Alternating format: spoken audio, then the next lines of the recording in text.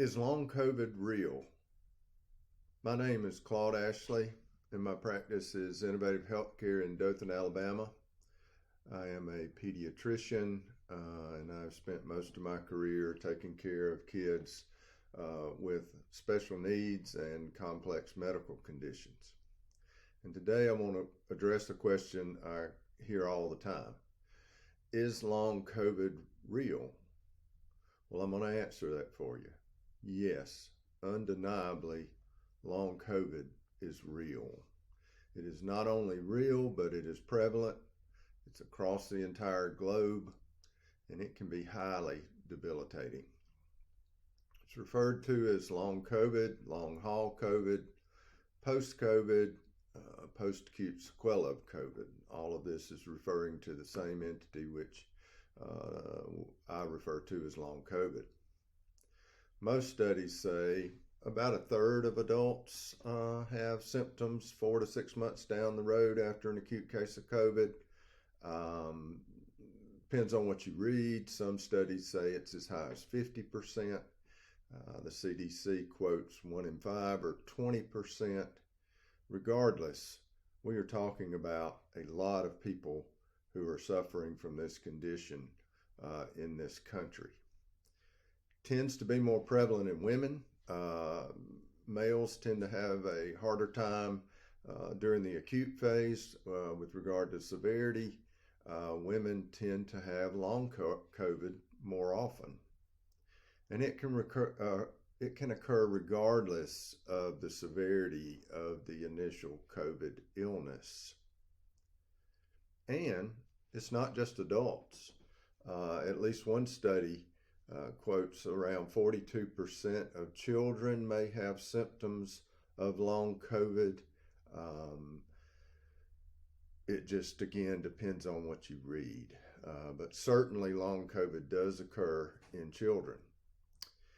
And based on my experience during this pandemic, from the time it started until now, I can tell you unequivocally that the burden of disease for children is much greater with long COVID than it is for acute COVID.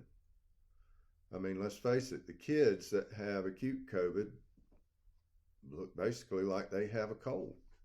They tend to not have a lot of respiratory symptoms, and kids by and large do well with acute COVID. But long COVID is a different story. I have personally seen a large number of kids with long COVID syndrome, and I have seen symptoms such as new onset chronic daily headaches, severe, very intractable fatigue, brain fog, memory problems. I've seen new onset seizures, certainly seen an increased incidence of POTS. I've seen kids that have decreases in sustained attention, and I have seen a lot of kids with new onset neuropsychiatric symptoms, anxiety, panic disorder, depression, and in some cases, even suicidal ideation. It was interesting in the UK in this past year, there was a post-COVID syndrome described called PIMS, P-I-M-S, which stands for Pediatric Inflammatory Multisystem Syndrome. Listen to these symptoms that were associated with this. New onset fever, red cracked lips, conjunctivitis, swollen hands and feet. So if you're a pediatrician in this country, that starts to ring a bell. That sounds like Kawasaki's disease or Kawasaki syndrome. And it's always been thought that Kawasaki's was a post-infectious syndrome, but never really proven. There was some thought at one time it might be a post-exposure syndrome because there was a link to getting the carpet cleaned, and kids would go on to develop all the signs and symptoms of Kawasaki shortly thereafter. I personally believe that the exposure to carpet cleaning probably had something to do with mobilizing mold spores, but that's just my opinion. But nevertheless, now in the UK, they're describing 4 to 8 weeks after acute COVID, a syndrome that seems very much like Kawasaki's syndrome. And post-infectious syndromes are not new. They were described for the original coronavirus SARS outbreak, for MERS, even after the flu pandemic of 1918. When you think about things like acute rheumatic fever, Sydenham's chorea, pandas, Kawasaki's, and Guillain-Barré, these are all post-infectious syndromes. And these are all medical conditions that may have neuropsychiatric symptoms. So the same is true for long COVID. In many ways, it's PANS or PANDAS by another name, although the mechanism of the immune dysfunction is a little different, which we'll talk about. There have been commentaries on long COVID in various articles describing it as the new conundrum, the elephant in the room, the next new post-viral syndrome. In August of 2021, in the New England Journal of Medicine, it was described as our next national healthcare disaster. And in the Journal of Science, in the summer of this year, it was referred to as a massive emergency by one of the authors.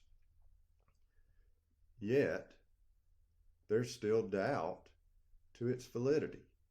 Almost daily, I speak with someone who has been told long COVID isn't real, or it doesn't exist, or maybe you're just stressed out about the pandemic and need to see a psychiatrist. Well, I once heard it said, you can believe what you see, or you can see what you believe.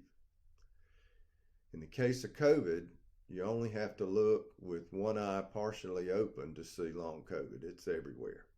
It's in every ER, every urgent care center, all across the country, almost every day. And for reasons I'll describe, I don't think it's going anywhere anytime soon.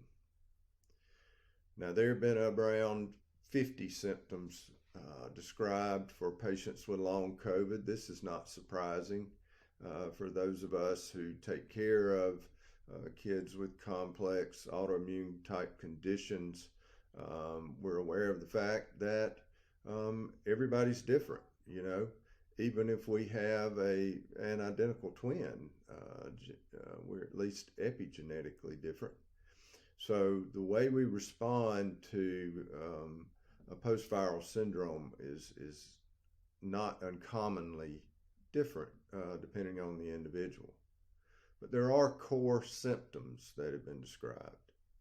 Fatigue is really prevalent. Brain fog, especially in females. New onset persistent headaches. Terrible insomnia, some of the most refractory insomnia I've ever seen. Memory problems. And new onset of neuropsychiatric symptoms. All of these seem to be frequent and are considered core symptoms. I have had adults walk in the room bringing their kids to me to be seen that I have known for several years, who are literally crawling out of their skin with anxiety or having panic attacks or just completely overwhelmed. And they never had any of this prior to COVID. So here's some food for thought about this condition.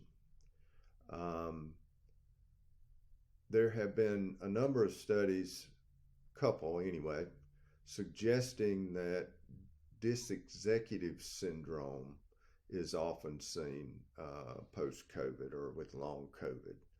What does that mean? That means that the frontal lobe does not seem to be working well, which is not uncommon when there are neuropsychiatric symptoms such as anxiety and the patient's finding themselves kind of in a fight or flight situation. Well, just about every world leader across the globe has had COVID. Some of them have had it a couple of times at least.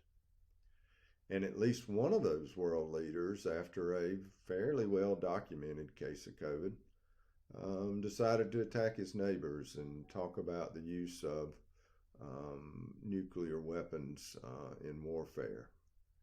Um, you know, as we hear every other day about another mass shooting, I think we all can agree on one thing, and that is the last thing we need right now is a post-viral syndrome that's causing problems with executive function. So it's kind of a scary time. Um, Maybe it is, as one author said, a massive emergency. I believe we as healthcare providers need to have our eyes wide open and our antennas up for symptoms associated with long COVID. So, what's happening with long COVID?